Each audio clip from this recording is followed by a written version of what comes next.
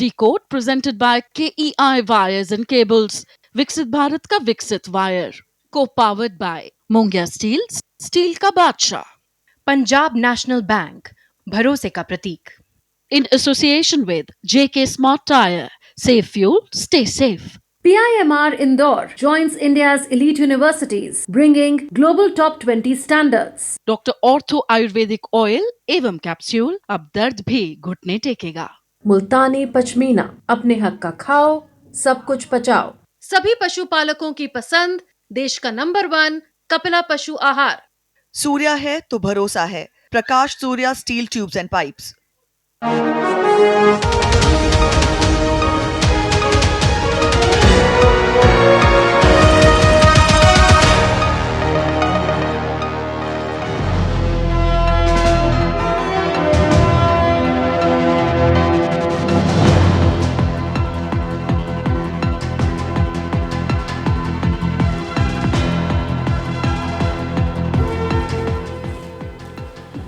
नमस्कार, मैं हूं सुधीर चौधरी और डिकोड में आपका स्वागत है। तो आइए आज की खबरों को आपके लिए डिकोड करते हैं।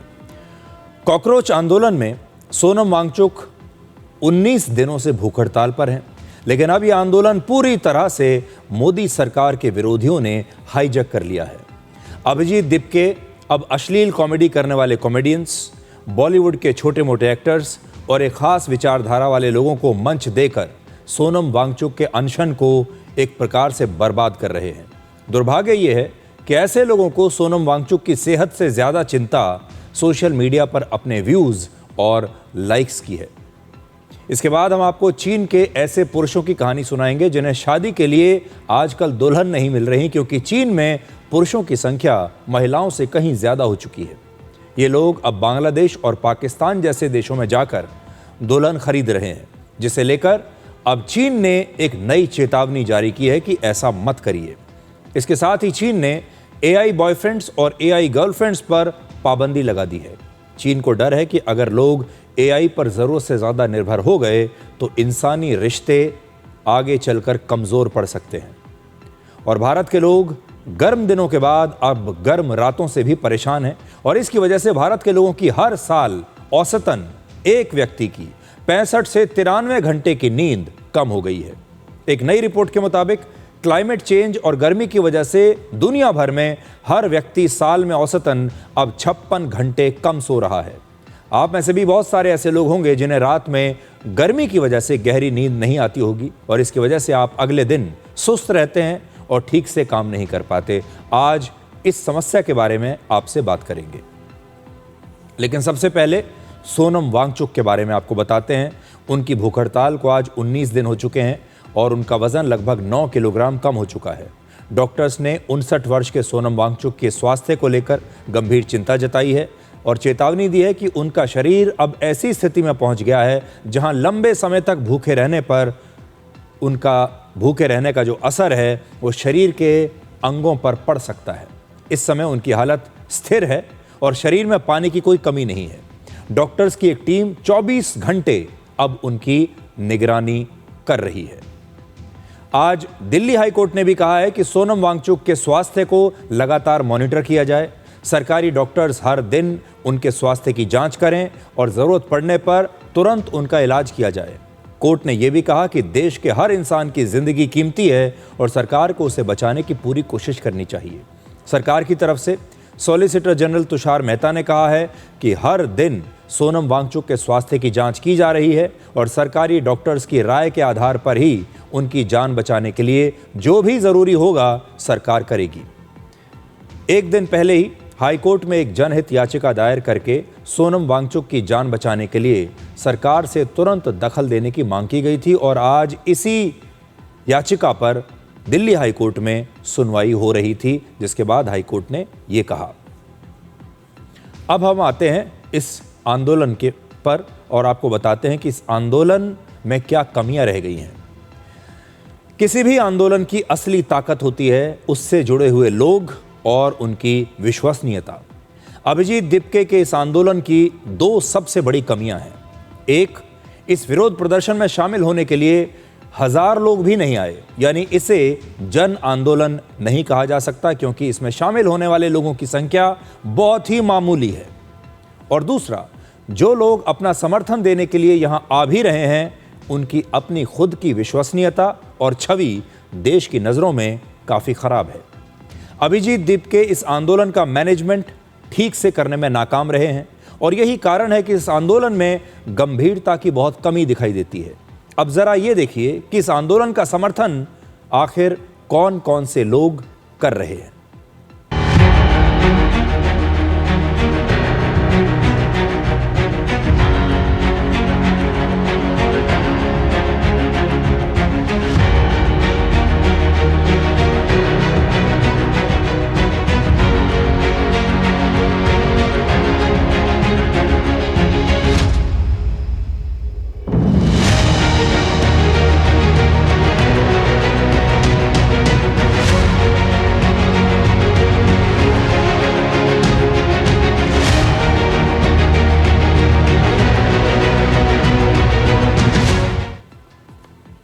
ये जो लिस्ट अभी आपने देखी लोगों की, ये वो लोग हैं जो या तो यहाँ दिल्ली में आकर इस विरोध प्रदर्शन का समर्थन कर रहे हैं, और या फिर सोशल मीडिया पर अपने वीडियोस बनाकर पोस्ट कर रहे हैं समर्थन में, या फिर सोशल मीडिया पर अपनी पोस्ट लिख रहे हैं। इस लिस्ट में आपको एक खास पैटर्न दिखाई देगा।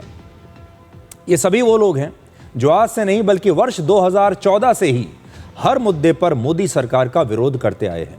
ये वही लोग हैं जो किसान आंदोलन में सक्रिय थे।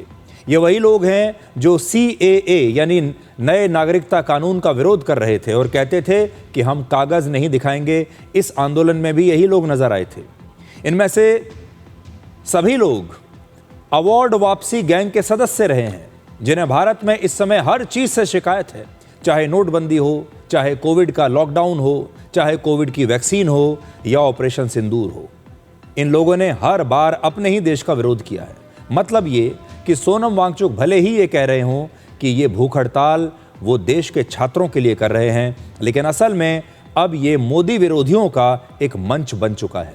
इनमें से ज्यादातर लोग अब भी इस बात को लेकर कंफ्यूज्ड हैं कि ये लोग यहाँ क्वेश्चन पेपर लीक का मुद्दा उठाने के लिए आए हैं या फिर मोदी सरकार का विरोध करने के लिए आए हैं।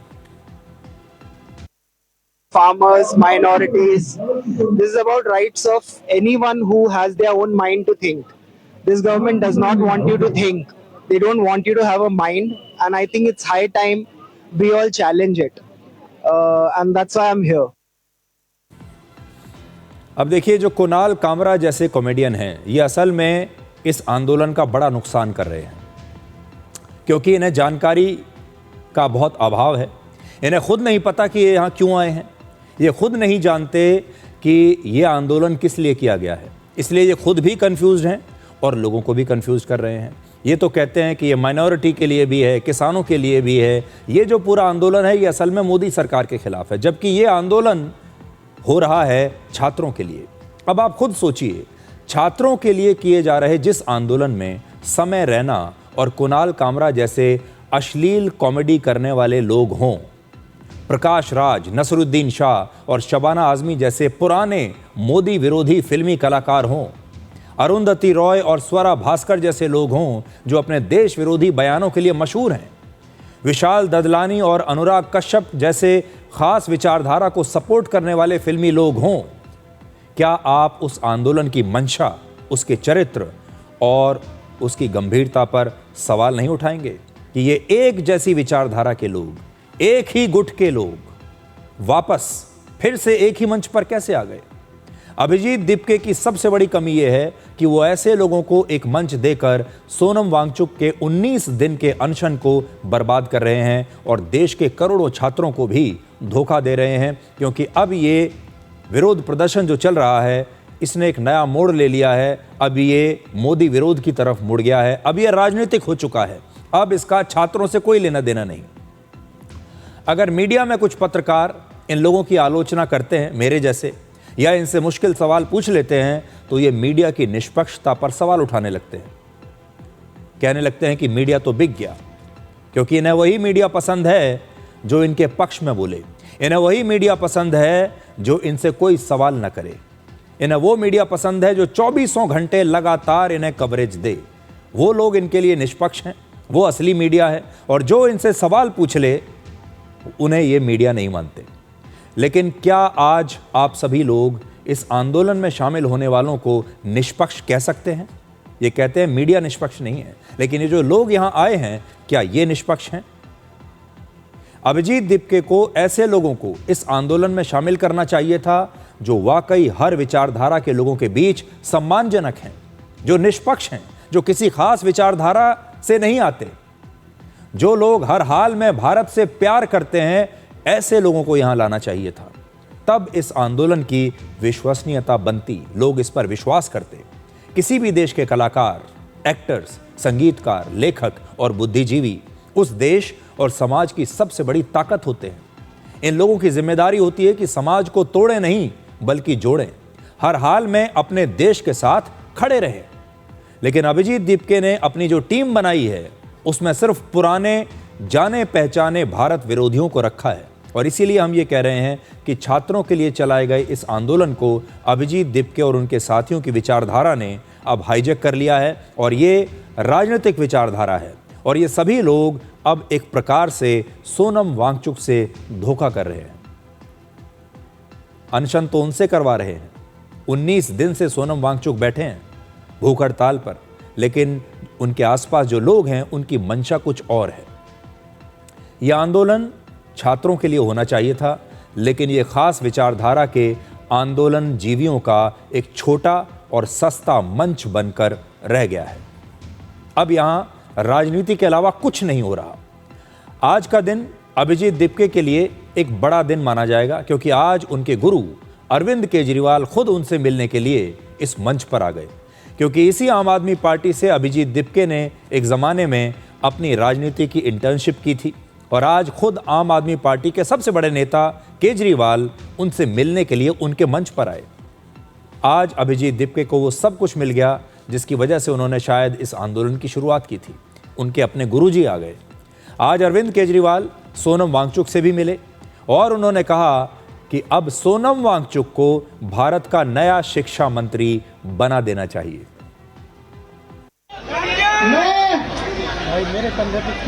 धर्मेंद्र प्रधान को तो इस्तीफा देना चाहिए, लेकिन सोनम वांगचुक को देश का एजुकेशन मिनिस्टर बनाना चाहिए। मैं प्रधानमंत्री जी को कहना चाहता हूँ, धर्मेंद्र प्रधान को हटाओ, नीचे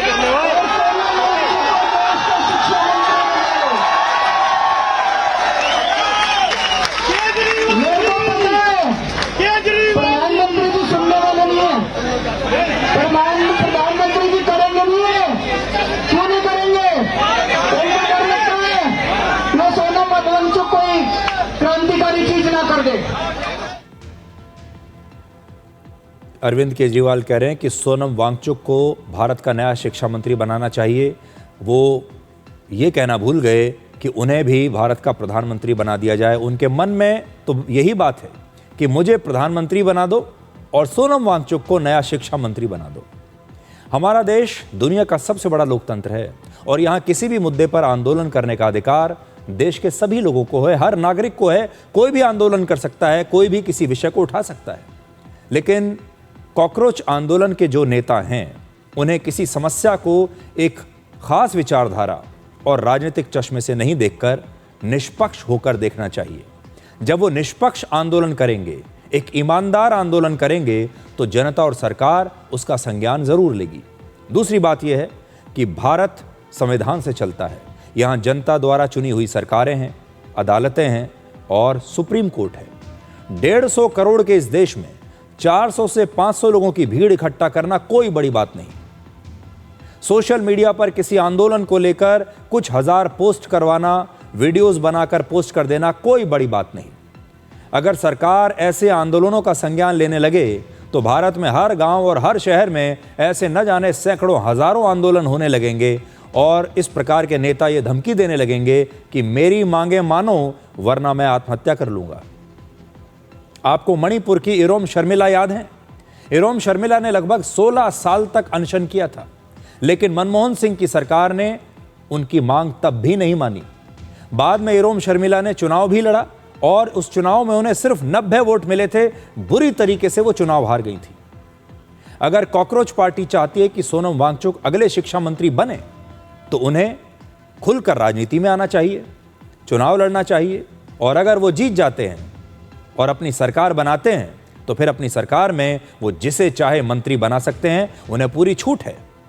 लेकिन यहां बैठकर 400-500 युवाओं को इकट्ठा करके सोनम वांगचुक के अनशन का सहारा लेकर अगर वो सरकारों को बदलने लगेंगे, मंत्रियों को बदलने लगेंगे, तो ये एक ऐसी परंपरा शुरू हो जाएगी कि हर गांव, हर शहर में 400-500 लोग इकट्ठा होंगे और फिर अपनी नई मांगें रख देंगे कि हम चाहते हैं कि भारतीय टीम का कप्तान ये होना चाहिए, हम चाहते हैं कि फलाने पद पर ये व्यक्ति होना चाहिए, हम चाहते हैं कि इस मंत्री को हटा दीजिए और इस मंत्री को बना दीजिए।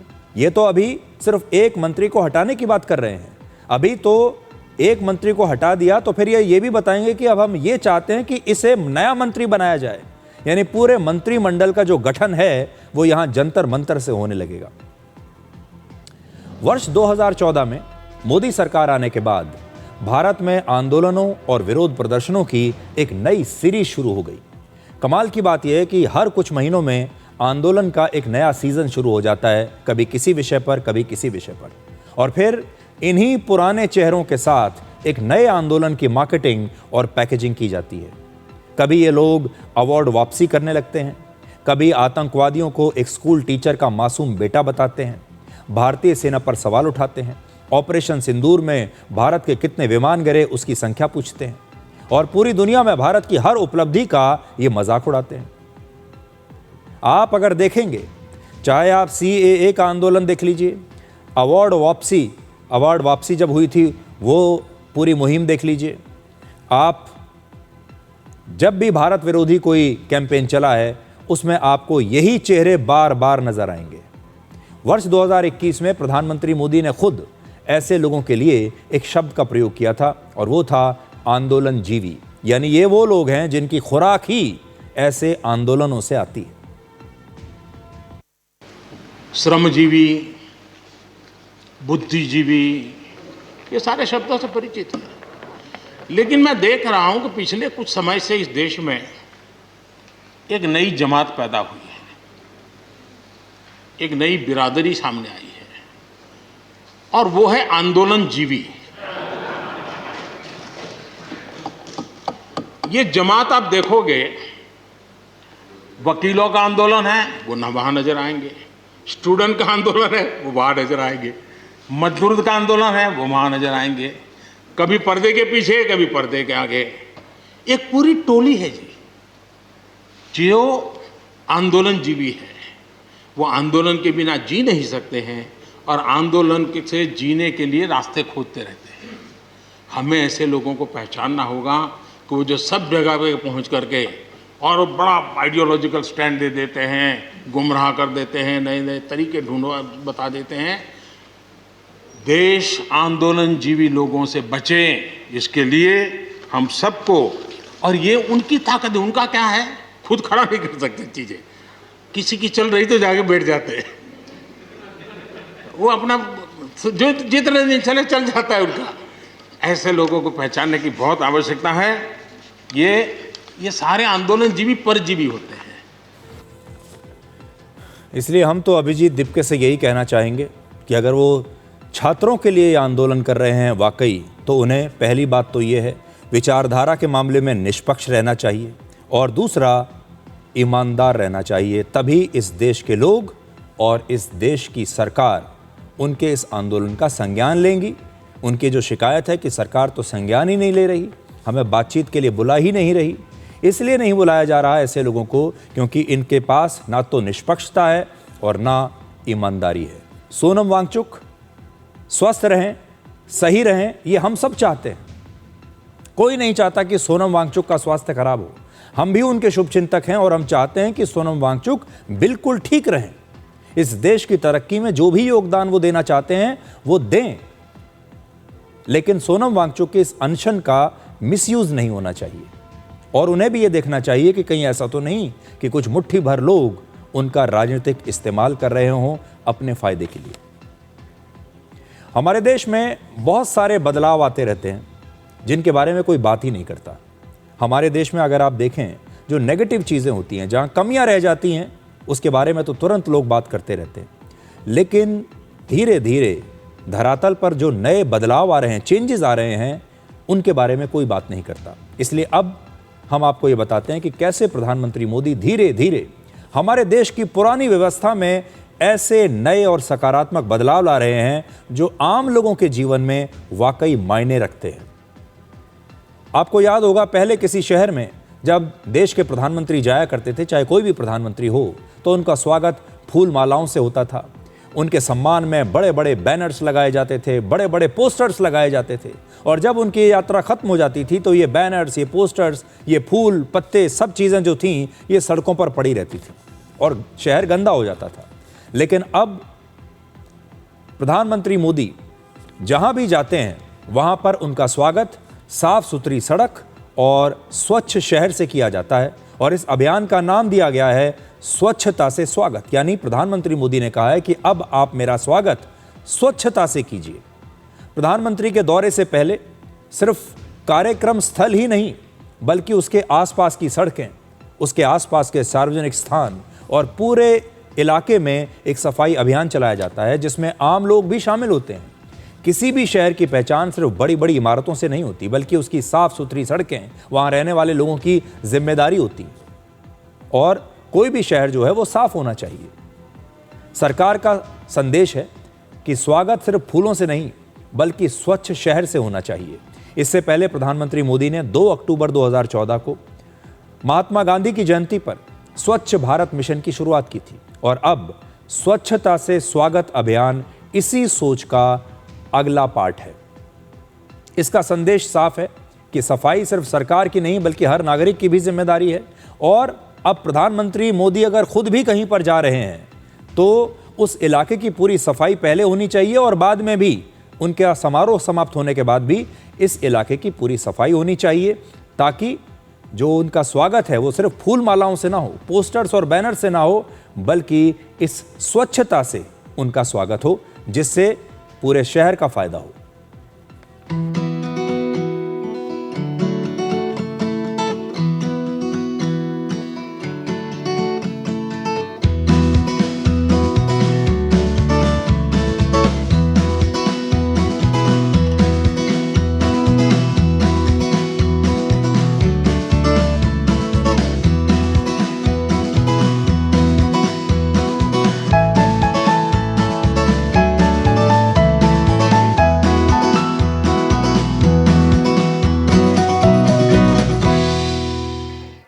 बंगाल में, कोलकाता में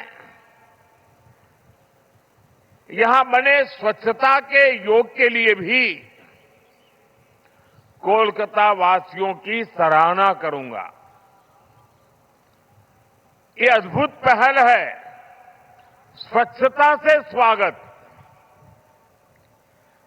स्वच्छता से स्वागत पहल के लिए जिस तरह यहां लगातार श्रम किया गया है,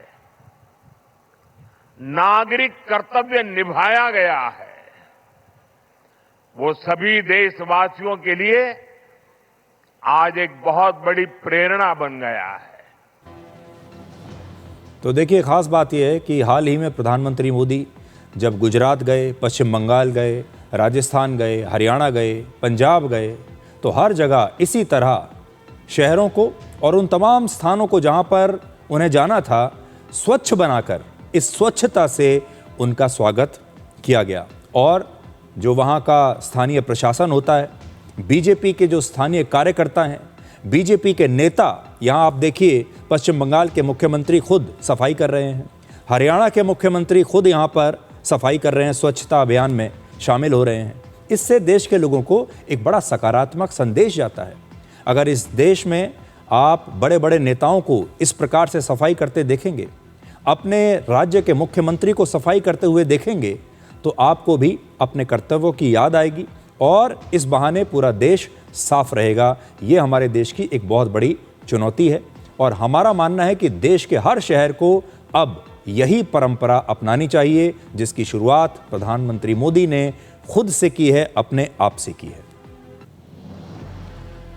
अब हम आपको चीन के ऐसे पुरुषों की कहानी सुनाते हैं जिन्हें शादी करने के लिए आजकल दुल्हन नहीं मिल रही, क्योंकि चीन में पुरुषों की संख्या महिलाओं से कहीं ज्यादा हो गई है। ये वहां की एक बहुत बड़ी समस्या बन गई है। और इसके साथ ही चीन ने अब एआई बॉयफ्रेंड्स और एआई गर्लफ्रेंड्स पर भी पाबंदी लगा दी है। ये हैं तो दो खबरें, लेकिन एक दूसरे से जुड़ी हुई खबरें हैं। चीन दुनिया की दूसरी सबसे बड़ी अर्थव्यवस्था है, लेकिन वहां के पुरुषों को एक बड़ी अजीब सी समस्या का सामना आजकल करना पड़ रहा है। वहां पर अब शादी के लिए लड़कियां नहीं मिल रही, इसलिए अब चीन के पुरुष पाकिस्तान और बांग्लादेश जैसे देशों में जाकर दुल्हन खरीद रहे हैं, क्योंकि चीन में उनकी शादियां नहीं हो रही। अब वो बांग्लादेश में जाकर शादी करते हैं, पाकिस्तान में शादी करते हैं। अब बांग्लादेश में चीन का दूतावास अपने नागरिकों को चेतावनी दे रहा है कि वो अवैध ब्रोकर्स या एजेंसियों के जरिए दुल्हन ढूंढने से बचें। अगर कोई व्यक्ति ब्रोकर्स, बिचौलिए या एजेंसियों का इस्तेमाल करके बांग्लादेश जाकर शादी के लिए लड़कियों को ढूंढ रहा है, दुल्हन ढूंढ रहा है, तो उसे मानव तस्करी के आरोप में गिरफ्तार किया जा सकता है। बांग्लादेश में मानव तस्करी पर लगभग 4 लाख रुपए का जुर्माना है और मौत की सजा भी वहां पर हो सकती है। सख्त कानून है। चीन के पुरुषों की समस्या वहां लड़कियों की घटती संख्या की वजह से हो रही है। चीन में शादी योग्य पुरुषों की संख्या महिलाओं से लगभग 2 करोड़ ज्यादा है। अब ये जो 2 करोड़ पुरुष हैं, इनकी शादी कैसे होगी जब वहां पर महिलाएं हैं ही नहीं। वर्ष 2021 में चीन में हर 100 लड़कियों पर 112 लड़के पैदा हो रहे थे। सवाल है कि चीन की यह हालत आखिर हुई कैसे।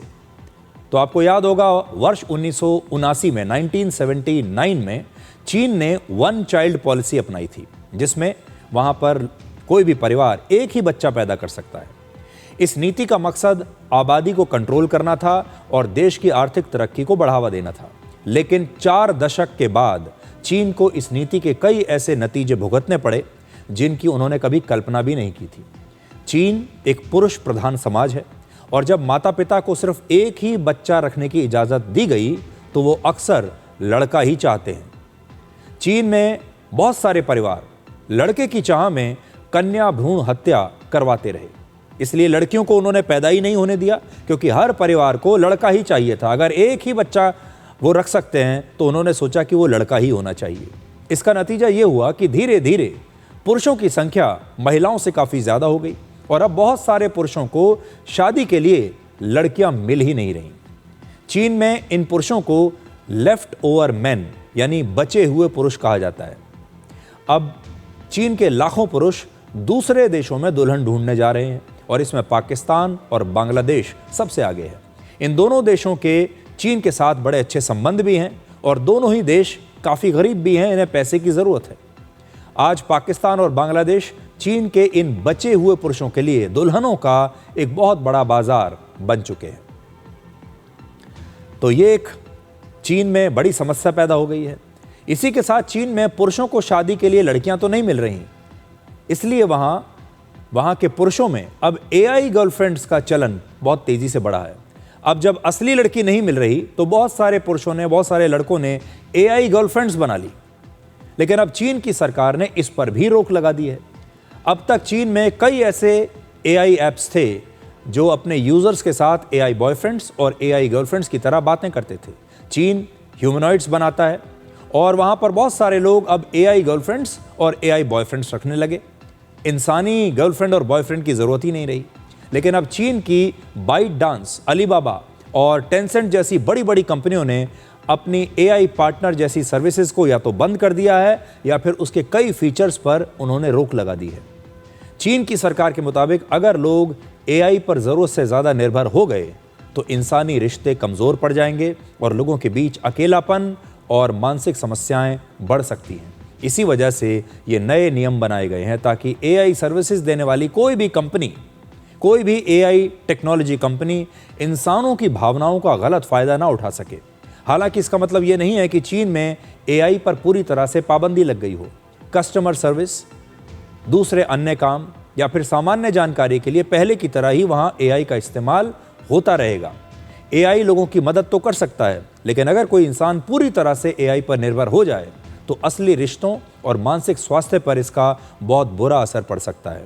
यानी चीन का मानना है कि एआई इंसानों की मदद तो करे, लेकिन इंसानी रिश्तों की जगह उसे कभी नहीं लेनी चाहिए। तो चीन के पुरुष पूरी दुनिया में दुल्हन की तलाश कर रहे हैं, जबकि पूरी दुनिया के लोग अच्छी नींद, सुकून की नींद ढूंढ रहे हैं जो उन्हें मिल नहीं रही। अगली खबर पर आने से पहले मैं आपसे भी पूछना चाहता हूं, आप में से बहुत सारे लोग ऐसे होंगे जिन्हें रात में बहुत गर्मी लगती होगी, जिन्होंने ये नोट किया होगा कि आजकल दिन में तो गर्मी पड़ती ही है, लेकिन रात में भी बड़ी गर्मी पड़ती है। और क्योंकि रात में गर्मी है, उस गर्मी की वजह से बहुत सारे लोग गहरी नींद ले ही नहीं पा रहे, क्योंकि उन्हें गर्मी लगती है।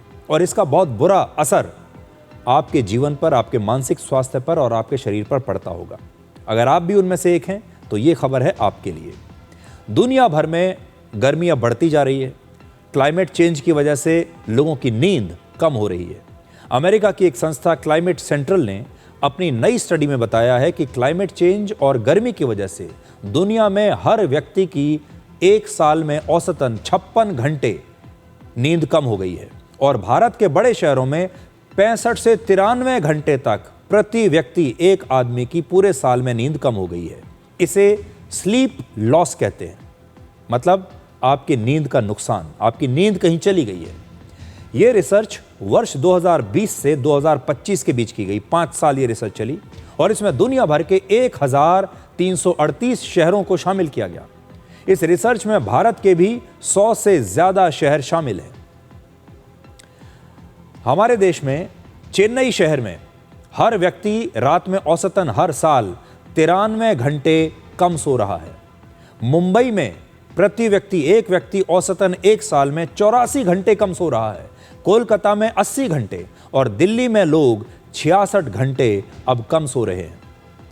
इस रिपोर्ट का मुख्य निष्कर्ष यह है कि क्लाइमेट चेंज अब सिर्फ दिन की गर्मी नहीं बढ़ा रहा, बल्कि रातों की गर्मी बढ़ाकर लोगों की नींद भी छीन रहा है। और देखिए, मैंने अभी जो आपको नक्शा दिखाया, इस नक्शे में आप देखेंगे कि कैसे पूरा भारत अब नींद की कमी से संघर्ष कर रहा है। शहर कोई भी हो, दिल्ली, लखनऊ, पटना, रांची, कोलकाता, हैदराबाद, चेन्नई, बेंगलुरु, मुंबई, पुणे, आप किसी भी राज्य में रहते हैं, किसी भी शहर में रहते हैं, छोटे शहर में, बड़े शहर में, सब लोगों की एक ही समस्या है कि ठीक से नींद नहीं आ रही। और उसकी एक बहुत बड़ी वजह यह है कि रात में गर्मी पड़ती है और गर्मी आपको पसीने तो देती है, लेकिन सोने नहीं देती। जैसे चेन्नई में पहले गर्मी की वजह से हर साल 88 घंटे नींद कम हो रही थी और इसमें क्लाइमेट चेंज ने 5 घंटे और जोड़ दिए, इसलिए अब कुल स्लीप लॉस 93 घंटे का हो गया। इसी तरह मुंबई और कोलकाता में भी क्लाइमेट चेंज की वजह से लोगों की हर साल 5 घंटे तक नींद कम हो गई। क्लाइमेट चेंज सिर्फ आपकी नींद नहीं चुरा रहा, बल्कि रातों को इतना गर्म बना रहा है कि आपका शरीर डीप स्लीप तक पहुंच ही नहीं पाता। डीप स्लीप का मतलब है गहरी नींद। आपने भी देखा होगा, पहले जो लोग हुआ करते थे, रात में उन्हें अक्सर बहुत देर तक गहरी नींद आती थी। लोग बहुत गहरी नींद में सोया करते थे, सुबह उठते थे तो बिल्कुल फ्रेश होते थे, क्योंकि अच्छी नींद उन्होंने ली थी। लंबे समय तक सोते थे और गहरी नींद लेते थे। अब इसका उल्टा हो रहा है, लोग सो तो रहे हैं लेकिन उन्हें गहरी नींद नहीं आती गर्मी की वजह से। अक्सर लोग गर्मी के मौसम में सुबह जागने के बाद अब कहते हैं कि हम पूरी रात सोए, लेकिन फिर भी सुबह उठते ही ऐसा लगता है कि थकावट हो रही है। गर्मी में रात को नींद कम आना कोई नई बात नहीं है। अच्छी नींद के लिए शरीर का थोड़ा ठंडा होना ज़रूरी होता है, लेकिन गर्मी की वजह से अब ना तो शरीर ठंडा हो पाता है, ना ही उसे आराम मिल पाता है और इससे लोगों की बार बार नींद रात भर टूटती रहती है और अब उन्हें पूरी रात में कई बार तो एक बार भी गहरी नींद नहीं आती। अब जैसे जैसे गर्मी बढ़ रही है, रात को नींद ना आने की समस्या भी गंभीर होती जा रही है। दिन की गर्मी से तो इंसान किसी तरह बच भी जाता है। पहले लोग सोचते थे दिन भर गर्मी को सह लिया, लेकिन रात में मौसम ठीक होगा और हम घर जाकर सोएंगे, आराम करेंगे। लेकिन अगर रात में भी राहत ना मिले तो शरीर को आराम करने का मौका मिलेगा ही नहीं। और अभी हमारे देश में करोड़ों लोग ऐसे होंगे जो दिन में मेहनत करते हैं, गर्मी से संघर्ष करते हैं, दिन भर पसीना बहाते हैं और अब रात में आप भी जब सोने की कोशिश करते हैं तो पसीना तो आता है लेकिन नींद नहीं आती। ऑफिस जाने वाले लोग, खेतों में काम करने वाला किसान, फैक्ट्री का मजदूर, अगर रात को अपनी नींद पूरी नहीं करेगा तो अगले दिन वो ठीक से कभी काम नहीं कर पाएगा और उसके बाद उनका काम में मन भी नहीं लगेगा। एक और रिपोर्ट के मुताबिक लोगों में नींद की कमी से अमेरिका जैसे देश को उसकी जीडीपी का 1.5% से 2% तक नुकसान हो रहा है, जबकि जापान को जीडीपी का 2 से 3% नुकसान होता है। इसी तरह दुनिया के दूसरे देशों में भी लोगों की नींद की कमी होने की वजह से जीडीपी का 1 से 2% तक नुकसान हो रहा है। इस रिपोर्ट में नींद न पूरी होने की सभी वजहों को शामिल किया गया है और इस रिपोर्ट में भारत शामिल नहीं है, लेकिन अगर इसी रिपोर्ट को आधार बनाकर अनुमान लगाया जाए तो हमारे देश को भी लोगों की नींद पूरी न होने की वजह से इस समय जीडीपी का बहुत बड़ा नुकसान हो रहा होगा। पैसे का आर्थिक रूप से हमारे देश में बहुत बड़ा नुकसान हो रहा होगा। जो लोग कैलकुलेशन कर रहे थे उन्होंने पश्चिमी देशों का कैलकुलेशन किया है, भारत का नहीं किया। लेकिन मुझे ऐसा लगता है और आपको भी ज़रूर ये लगेगा कि हमारे देश में करोड़ों की संख्या ऐसी है लोगों की जो रात में गर्मी की वजह से ठीक से सो नहीं पा रहे और क्योंकि उसके बाद अगले दिन वो काम ठीक से नहीं कर पाते। एक अनुमान ये है कि लगभग 6 लाख करोड़ रुपए साल का नुकसान भारत जैसे देश को इसकी वजह से हो सकता है। अब देखिए, भारत में कुल मिलाकर 30 करोड़ घर हैं और इसमें से लगभग 24% घरों में ही एसी या वाटर कूलर लगे हैं। यानी देश के 146 करोड़ लोगों में से 110 करोड़ लोग ऐसे होंगे जो बिना एसी और बिना वाटर कूलर के सिर्फ पंखे की हवा के नीचे ही सोते हैं और रात में इन्हें ठीक से नींद नहीं आती होगी, क्योंकि पंखे की हवा भी बहुत गर्म होती है रात में, जिसकी वजह से भारत जैसे देश की अर्थव्यवस्था को नुकसान होता है। गर्मी अब एक महामारी बन गई है जो हमारे देश के लोगों की शारीरिक स्वास्थ्य और मानसिक स्वास्थ्य दोनों को खराब कर रही है, जिसकी वजह से लोग अक्सर चिड़चिड़े रहते हैं, काम में सुस्त होने लगते हैं और फिर अगले दिन ठीक से वो काम नहीं कर पाते और फिर धीरे धीरे धीरे ये आदत बन जाती है और फिर पूरे साल ही आपको ऐसे लोग मिलेंगे जो मानसिक रूप से भी ठीक नहीं है और शारीरिक रूप से भी काम जो है उनकी जो क्षमता है वो धीरे धीरे कम हो जाती है। डिकोड में हम आपको अक्सर ये बताते रहते हैं कि कैसे अब युद्ध लड़ने के तरीके बदलते जा रहे हैं और ड्रोन्स ने अब आजकल के जो मॉडर्न वॉर्स हैं उन्हें बिल्कुल बदल कर रख दिया है। पिछले साल यूक्रेन ने ड्रोन्स के जरिए रशिया के कई बॉम्बर प्लेन्स को नष्ट कर दिया था और 56,000 करोड़ रुपए के प्लेन इन ड्रोन्स ने नष्ट कर दिए थे तब रशिया के, जबकि कई दर्जन ड्रोन्स जो ये हमला करने के लिए आए थे रशिया के इन 56,000 करोड़ के प्लेन्स पर, उनकी कीमत सिर्फ कुछ लाख रुपए थी। यानी कुछ लाख रुपए के जो ड्रोन्स हैं ये कई हजार करोड़ रुपए का नुकसान कर सकते हैं। अब युद्ध में नई तरह के ड्रोन्स आ गए हैं। ये ड्रोन्स हवा में नहीं उड़ते बल्कि पानी में नाव की तरह चलते हैं। अभी तक तो आपने ड्रोन्स देखे हैं जो हवा में उड़ते हैं, मिसाइल की तरह जाते हैं और हमला करते हैं। अब पानी के ड्रोन्स भी आ गए हैं और ऐसे ड्रोन्स को ड्रोन बोट्स, नेवल ड्रोन्स या फिर सी ड्रोन्स कहते हैं। ऐसे नेवल ड्रोन्स में कोई नाविक नहीं होता, इसमें रेडार, सेंसर्स, मशीन गन्स और सतह से हवा में मार करने वाली मिसाइल्स लगी होती हैं, जिसे सैटेलाइट के जरिए कंट्रोल किया जाता है। अमेरिका ने पहली बार ईरान युद्ध के लिए नेवल ड्रोन्स का इस्तेमाल किया और 13 जुलाई को ऐसे ही ड्रोन्स की मदद से ईरान की एक पनडुब्बी, एक सबमरीन को नष्ट कर दिया। आप सोचिए, एक सबमरीन की कीमत कई हजार करोड़ रुपए की होती है और उस कई हजार करोड़ की सबमरीन को कुछ लाख रुपए के ड्रोन ने नष्ट करके पानी में डुबो दिया।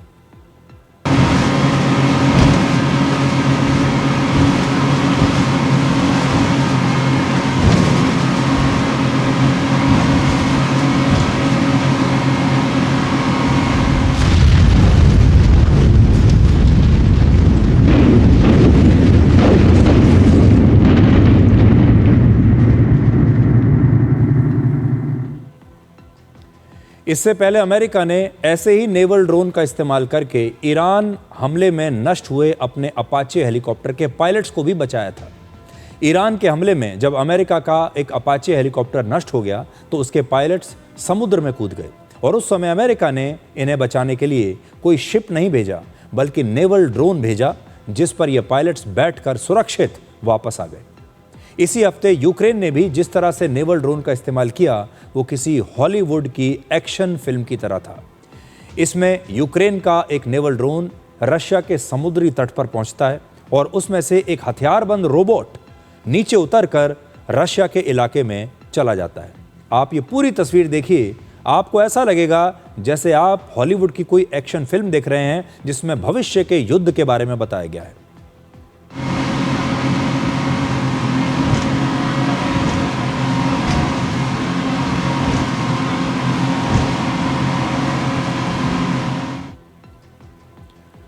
यूक्रेन ने अपने सबसे ज्यादा हमले जिस सी ड्रोन से किए हैं उसका नाम है मगुरा और इसकी कीमत लगभग 3 करोड़ रुपए है। इस समय दुनिया के लगभग 20 देशों के पास सी ड्रोन्स बनाने की क्षमता है, उनके पास सी ड्रोन्स हैं, लेकिन अब दूसरे देश भी तेजी से सी ड्रोन्स का विकास कर रहे हैं, इस टेक्नोलॉजी को विकसित कर रहे हैं। यूक्रेन ने पहले भी अपनी ड्रोन बोट से मिसाइल हमला करके रशिया के सुखोई 30 फाइटर जेट और MI-8 हेलीकॉप्टर्स को मार गिराया था।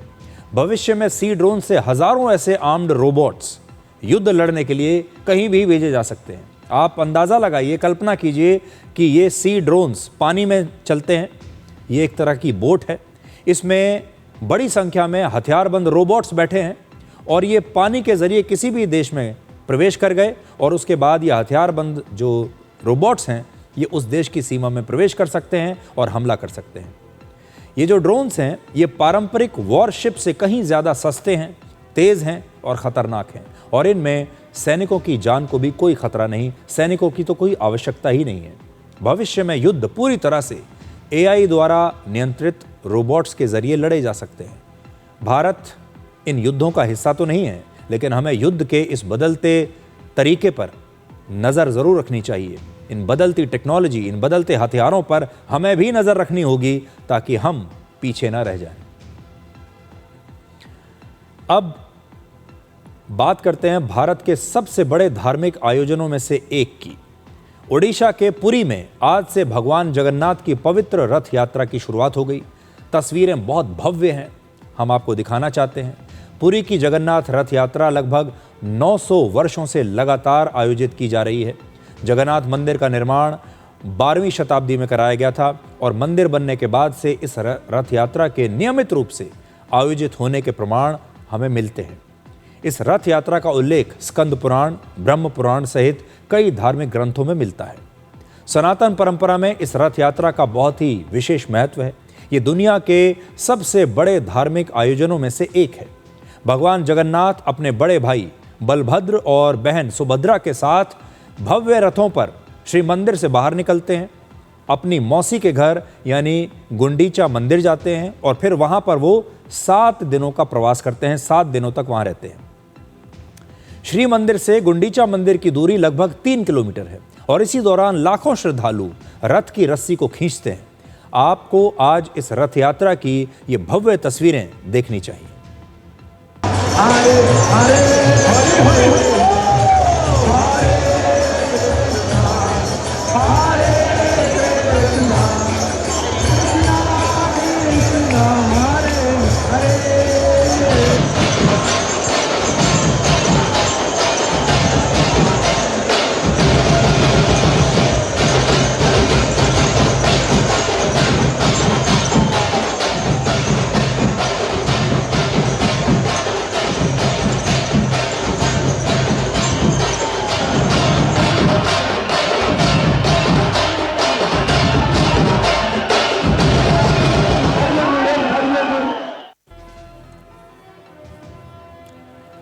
ये विशाल भव्य रथ यात्रा सिर्फ एक धार्मिक परंपरा नहीं है, बल्कि इसकी भावना सबसे बड़ी विशेषता है। इसके पीछे जो भावना है वो है इसकी विशेषता। आमतौर पर भक्त भगवान के दर्शन के लिए मंदिर जाते हैं, लेकिन पुरी की रथ यात्रा में भगवान स्वयं अपने भक्तों के बीच आते हैं और उन्हें दर्शन देते हैं। ऐसी मान्यता है कि जो श्रद्धालु किसी मंदिर के गर्भगृह तक नहीं पहुंच पाते, उन्हें महाप्रभु खुद बाहर निकलकर इस प्रकार से आकर दर्शन देते हैं। यानी ये दुनिया के कुछ ऐसे इकलौते धार्मिक उत्सवों में से होगा जहां भक्त भगवान तक नहीं जाते, बल्कि भगवान अपने भक्तों के पास स्वयं चलकर आते हैं। और देखिए, यहाँ पर भगवान अपने भक्तों के बीच हैं।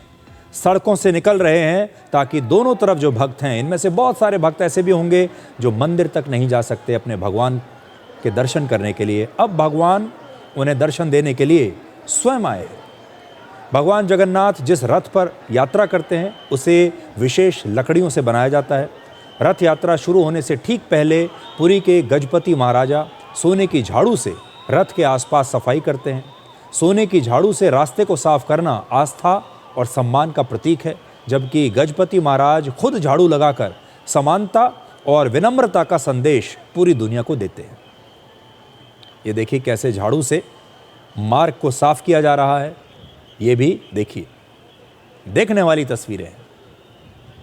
रथ यात्रा के दौरान भगवान जगन्नाथ कुछ दिनों के लिए अपनी मौसी के घर गुंडीचा मंदिर में ठहरेंगे और ऐसी मान्यता है कि माता लक्ष्मी उन्हें ढूंढते हुए वहां पर पहुंचती हैं और जब भगवान जगन्नाथ वापस श्री मंदिर लौटते हैं तो माता लक्ष्मी उनसे नाराज होती हैं। तब भगवान उन्हें रसगुल्ला खिलाकर मनाते हैं और इसी परंपरा की याद में इसी को आगे बढ़ाते हुए रथ यात्रा के इस उत्सव के आखिरी दिन ओडिशा में रसगुल्ला दिवस भी मनाया जाता है।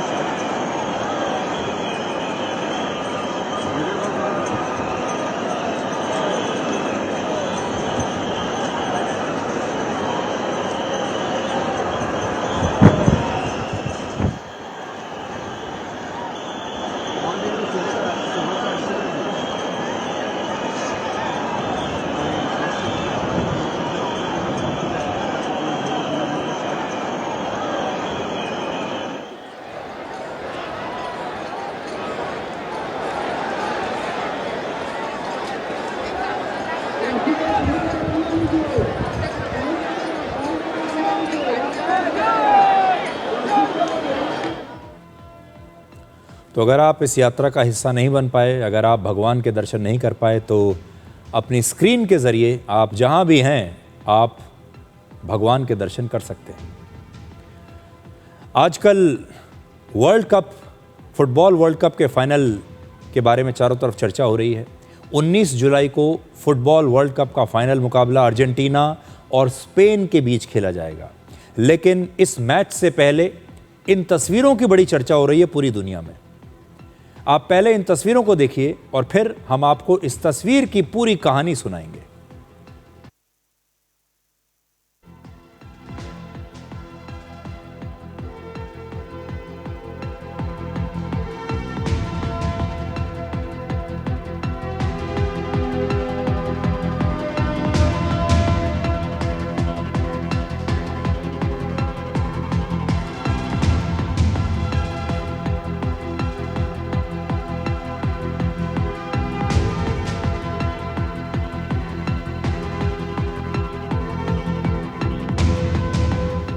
अभी आपने जो ये तस्वीरें देखी, ये वर्ष 2007 की हैं, बड़ी पुरानी तस्वीर हैं। इसमें आप अर्जेंटीना के महान खिलाड़ी लियोनेल मेसी को एक बच्चे के साथ देख सकते हैं। मेसी ने इस बच्चे को अपनी गोद में उठाया हुआ है और मेसी उसे बाथ टब में नहला भी रहे हैं। ये तस्वीरें आप देखिए, एक छोटा बच्चा उनकी गोद में है। ये तस्वीरें स्पेन में एक फ़ोटो शूट की हैं और तब मेसी की उम्र सिर्फ 20 साल की थी। लेकिन उस समय शायद किसी ने कल्पना ही नहीं की थी कि मेसी की गोद में जो बच्चा आपको दिखाई दे रहा है वो एक दिन फुटबॉल में एक नया इतिहास लिखेगा, फुटबॉल में एक बहुत बड़ा नाम बन जाएगा और ये बच्चा एक दिन स्पेन के फुटबॉल खिलाड़ी लामिन यमाल के तौर पर पूरी दुनिया के सामने आएगा। इस खिलाड़ी का नाम है लामिन यमाल और ये खिलाड़ी तब सिर्फ 6 महीने का था, लेकिन अब इन तस्वीरों की पूरी दुनिया में बहुत चर्चा हो रही है। उस समय मेसी ने भी ये नहीं सोचा था कि ये लड़का बड़ा होकर एक दिन 19 साल के बाद वर्ल्ड कप के फाइनल में उन्हीं के खिलाफ मैच खेलेगा। 19 साल के यमाल का ये पहला और 39 साल के मेसी का ये छठा और शायद आखिरी फुटबॉल वर्ल्ड कप है। वैसे यमाल अपने पूरा टूर्नामेंट में ज़्यादा गोल नहीं कर पाए, मगर अपने खेल से उन्होंने दुनिया का ध्यान खींचा है क्योंकि उनकी उम्र बहुत कम है और पूरी दुनिया देख रही है कि ये सिर्फ 19 साल का लड़का बेहद प्रतिभाशाली है, अच्छा खेल रहा है और आगे चलकर हो सकता है ये एक बहुत बड़ा फुटबॉलर बने। स्पेन के इस युवा खिलाड़ी को फुटबॉल फैंस भविष्य का सुपरस्टार मानते हैं और सोशल मीडिया पर भी ये बहुत लोकप्रिय है। और अब आप देखिए कि किस्मत का खेल कि लियोनेल मेसी जब 20 साल के थे तब कुछ महीने के इस बच्चे को उन्होंने अपनी गोद में खिलाया था और आज वही बच्चा 19 साल के बाद बड़ा होकर उसी लियोनेल मेसी के सामने फुटबॉल के वर्ल्ड कप फाइनल में खेलेगा। अब एक छोटा सा ब्रेक और ब्रेक के बाद आपको जापान का एक ऐसा मिलिट्री एयरक्राफ्ट दिखाएंगे जिसके डिजाइन की वजह से इसकी पूरी दुनिया में बहुत चर्चा हो रही है और इसी के साथ अब मिलिट्री एयरक्राफ्ट्स के बाजार में जापान की एंट्री हो गई है।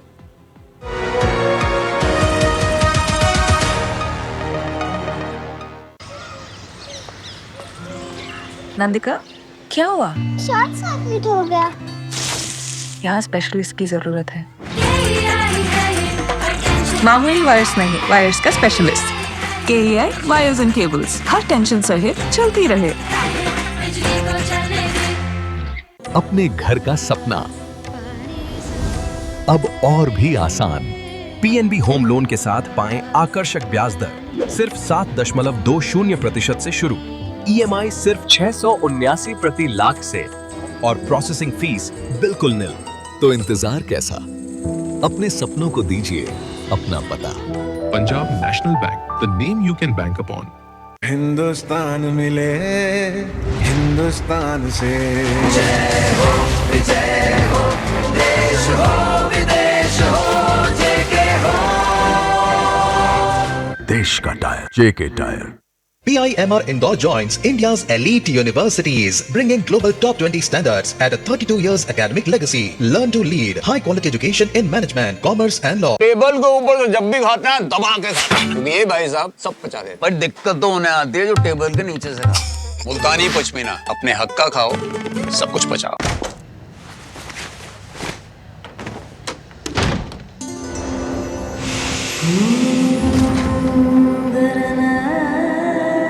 सौ % शुद्ध सैंडलवुड ऑयल से बना, असली गुणों से भरपूर और खुशबू ऐसी जो दे एक खास एहसास।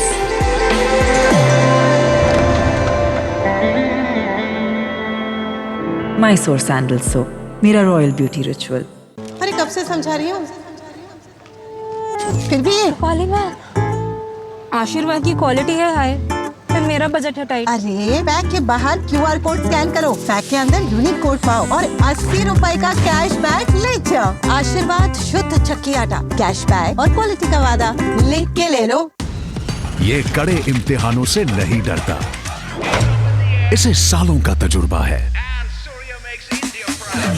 इसलिए मैं भी सूर्या पाइप्स का फैन हूँ। देश की तरक्की के सच्चे साथी। सूर्या है तो भरोसा है।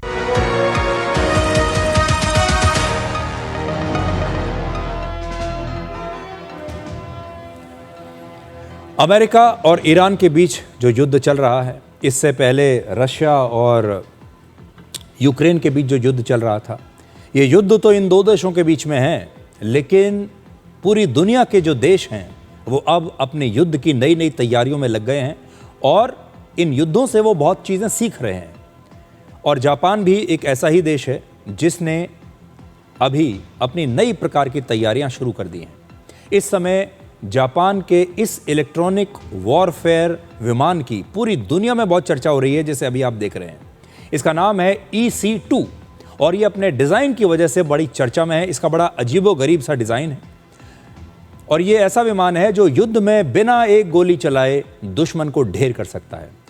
मान लीजिए किसी इंसान की आंखों पर पट्टी बांध दी जाए और उसके कान भी बंद कर दिए जाएं, यानी सामने जो आपका दुश्मन है वो ना तो देख सकता है ना सुन सकता है, तो फिर क्या होगा? और आपका जो दुश्मन है अगर उसके आंखें काम ना करें, कान काम ना करें, तो उसके सामने क्या हो रहा है आपका दुश्मन ना तो देख पाएगा ना सुन पाएगा। किसी भी युद्ध में EC-2 एयरक्राफ्ट अपने दुश्मन के साथ यही करेगा। ये दुश्मन के रेडार और मिलिट्री कम्युनिकेशन नेटवर्क को जैम कर देगा, उसके पूरे डिफेंस सिस्टम को बंद कर देगा, जिससे जापान के जो फाइटर जेट हैं, उसकी जो मिसाइल्स हैं, ये सुरक्षित तरीके से ऑपरेशन कर सकें, अपना हमला कर सकें। इस टेक्नोलॉजी को स्टैंड ऑफ जैमिंग कहते हैं और ये इलेक्ट्रॉनिक वॉरफेयर की सबसे आक्रामक रणनीति मानी जाती है। यानी ये जो विमान है, ये अपने सामने जो भी इसके दुश्मन आएंगे, दूसरे विमान आएंगे, रेडार आएगा, कोई भी चीज़ आएगी, एयर डिफेंस सिस्टम, उसे अंधा बना देगा। जापान की कावासाकी कंपनी ने अपने ट्रांसपोर्ट एयरक्राफ्ट में कुछ बदलाव करके ये नया एयरक्राफ्ट बनाया है और 17 मार्च को इस EC-2 विमान ने अपनी पहली उड़ान भरी। अगले साल जापान की वायुसेना में इस एयरक्राफ्ट को शामिल किए जाने की संभावना है। अब आप देखिए कि दुनिया के मिलिट्री एयरक्राफ्ट्स के बाजार में ये एक नया विमान आया है।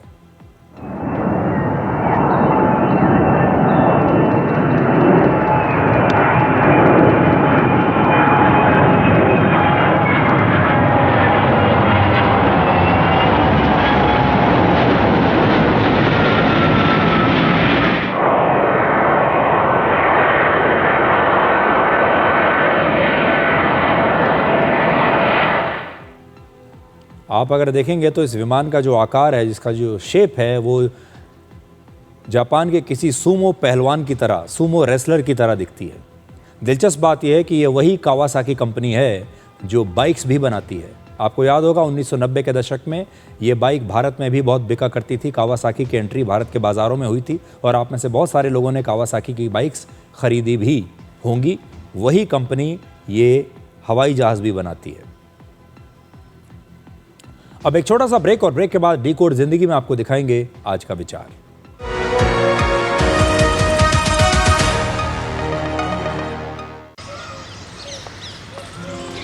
नंदिका, क्या हुआ? शॉर्ट सर्किट हो गया। यहाँ स्पेशलिस्ट की जरूरत है। मामूली वायर्स नहीं, वायर्स का specialist. KEI wires and cables, her tension सहे चलती रहे। इस देश की हर माँ, बच्चे, बूढ़े, जवान, खिलाड़ी, डॉक्टर, इंजीनियर, सबको गाय भैंस की दूध की शक्ति पर भरोसा है। पर जब इन पशुओं को कपिला पशु आहार मिलेगा, तभी तो दूध सिर्फ ज्यादा ही नहीं, शक्ति से भरपूर भी होगा। कपिला पशु आहार, देश का नंबर 1 पशु आहार। PIMR Indore joins India's elite universities, bringing global top 20 standards at a 32 years academic legacy. Learn to lead, high quality education in management, commerce and law. अरे कब से समझा रही हूँ, फिर भी आशीर्वाद की क्वालिटी है हाय, पर मेरा बजट है टाइट। अरे बैग के बाहर QR कोड स्कैन करो, बैग के अंदर यूनिक कोड पाओ और 80 रुपए का कैश बैक ले जाओ। आशीर्वाद शुद्ध चक्की आटा, कैश बैक और क्वालिटी का वादा, लिख के ले लो। ये कड़े इम्तिहानों से नहीं डरता, इसे सालों का तजुर्बा है। इसलिए मैं भी सूर्या पाइप्स का फैन हूँ। देश की तरक्की के सच्चे साथी। सूर्या है तो भरोसा है। बुद्धू, नई कार जीतने का मौका। वाओ, पापा को सरप्राइज दूंगी। बस थोड़ी सी तो उनकी डिटेल भरनी है। रुक जा बुद्धू। व्हाट? ऐसे पॉपअप से सावधान रहो, स्कैमर्स पर्सनल डिटेल्स का गलत यूज कर सकते हैं। तो समझ गई ना, रिलैक्स। पर कार जीत जाते तो पापा होमवर्क नहीं कराते। RBI कहता है स्मार्ट बनो, कूल रहो।